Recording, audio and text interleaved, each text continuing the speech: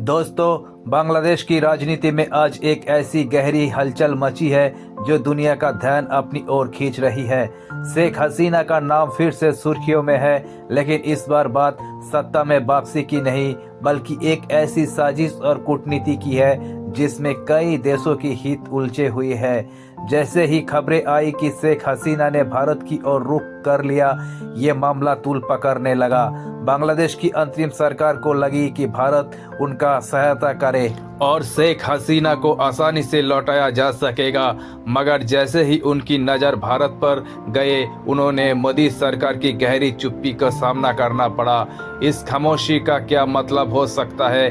क्या भारत शेख हसीना के पीछे कोई बड़ा खेल खेल रहा है, या फिर भारत बांग्लादेश में रिश्ते में कोई छिपी राजनीति छिपी है? जब अंतरिम सरकार को भारत से कोई प्रतिक्रिया नहीं मिला तो उसने अमेरिका का सहारा लेने की योजना बनाई। प्रोफेसर मोहम्मद यूनुस, जो कि अंतर्राष्ट्रीय स्तर पर बांग्लादेश के एक प्रतिष्ठित नाम है, उन्हें उम्मीद थी कि बाइडेन प्रशासन भारत पर दबाव बना सकेगा, मगर किस्मत ने यह भी पलटी मारी। डोनाल्ड ट्रंप की अचानक वापसी ने पूरी समीकरण को ही बदल दिया। ट्रंप का खुलासा बयान था कि बांग्लादेश में हिंदुओं के खिलाफ अत्याचार हो रहा है और ये अंतरिम सरकार के लिए बड़ा झटका साबित हुआ। अमेरिका के इस नए रुख के बीच बांग्लादेश की अंतरिम सरकार का हर प्रयास विफल होता नजर आया। नया मर्तब जब इंटरपोल को शेख हसीना के खिलाफ रेड कॉर्नर नोटिस जारी करने की मांग की गई। अंतरिम सरकार का सोचना था कि दुनिया के 196 देश का दबाव भारत पर पड़ेगा और भारत शायद इस दबाव में आकर शेख हसीना को लौटाने के लिए तैयार हो जाए, मगर भारत ने साफ कर दिया कि इंटरपोल का नोटिस एक अनुरोध है, न कि कोई आदेश। क्या यह भारत का सादा हुआ दाव था जो अंतरिम सरकार की उम्मीदों पर एक और पानी फेर गए? शेख हसीना की समर्थकों की संख्या आज भी इतनी बड़ी है कि उन्हें बांग्लादेश की राजनीति में कमजोर समझना एक भारी भूल होगी। उन्हें आज भी बांग्लादेश की जनता का समर्थन हासिल है और शायद यही कारण है कि वो खुद को बांग्लादेश की वैध प्रधानमंत्री मानती है। इस विश्वास ने बांग्लादेश की अंतरिम सरकार के सामने एक अनसुलझी चुनौती पैदा कर दी है कि लेकिन सबसे दिलचस्प पहलू यह है कि भारत में रहते हुए भी शेख हसीना ने बांग्लादेश की राजनीति में अपनी पकड़ बनाए रखी है।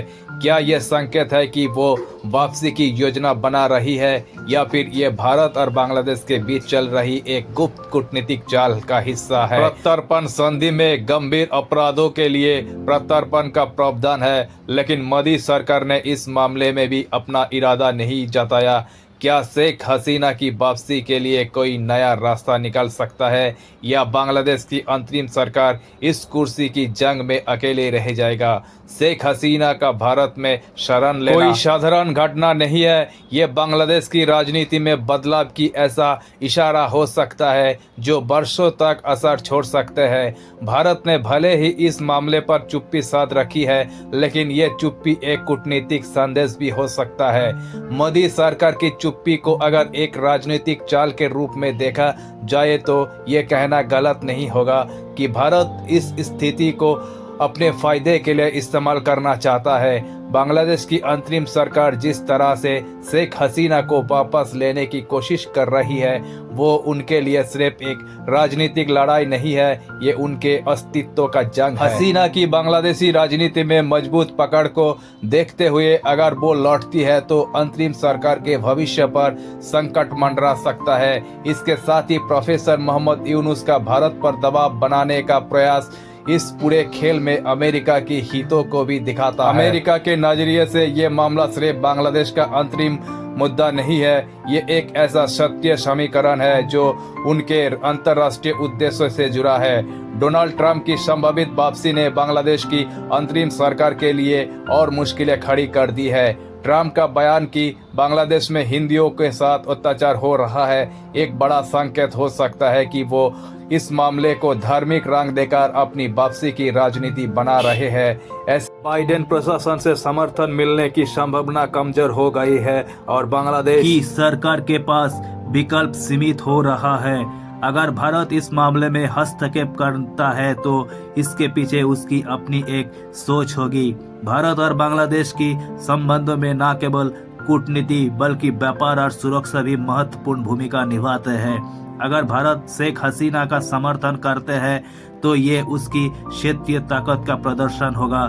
दूसरी ओर अगर वो इस मामले से दूरी बनाए रखते हैं तो इससे उसकी अंतरिम सरकार को ये संदेश जाएगा कि वो अपने दम पर टिके या गिरे, भारत को उसकी परवाह नहीं। इस परिस्थिति में भविष्य के कुछ संभावित नतीजे उभर सकते हैं। सबसे पहले, अगर भारत शेख हसीना को समर्थन देने का इशारा जारी रखता है और उन्हें शरण देता है तो ये बांग्लादेश की अंतरिम सरकार के लिए एक गंभीर झटका होगा। इससे न केवल बांग्लादेश में राजनीतिक अस्थिरता बढ़ेगी बल्कि क्षेत्रीय स्तर पर भारत की एक प्रभावशाली भूमिका भी उभरेगी।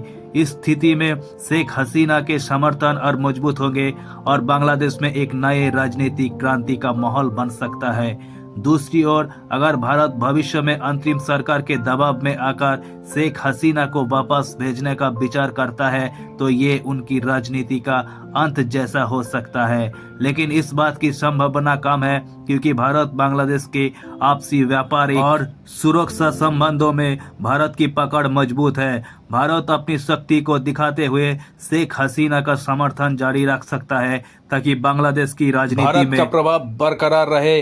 वही अमेरिकी राजनीति में डोनाल्ड ट्रंप की वापसी अगर होती है तो अंतरिम सरकार के लिए ये स्थिति और भी चुनौतीपूर्ण हो सकती है। ट्रंप की संभावित समर्थन से शेख हसीना को और अंतर्राष्ट्रीय समर्थन मिल सकती है और इससे बांग्लादेश की अंतरिम सरकार के लिए स्थिति और भी कठिन हो जाएगी।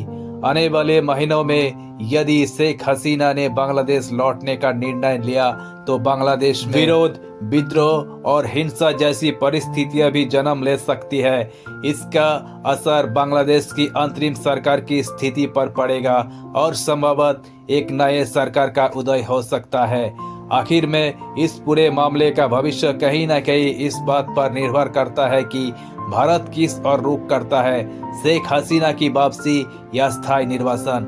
दोनों ही बांग्लादेश के लिए नए चुनौतियां पैदा कर सकते हैं। शायद आने वाले दिनों में हम देखेंगे कि शेख हसीना का ये कदम एक नए राजनीतिक क्रांति का आधार बनेगा या फिर अंतरिम सरकार की कोशिश अपना रंग दिखाएंगे। ये मामला एक गहरी राजनीतिक संघर्ष की ओर बढ़ रहा है और इसका परिणाम आने वाले समय में दक्षिण एशिया की राजनीति की संतुलन को बदल सकती है। दोस्तों, इस बारे में आपकी क्या राय है कमेंट सेक्शन में जरूर बताइए। वीडियो को अच्छा लगे तो चैनल को लाइक, शेयर एंड सब्सक्राइब कर दीजिए। मिलते हैं नेक्स्ट वीडियो में, तब तक थैंक यू, गुड बाय।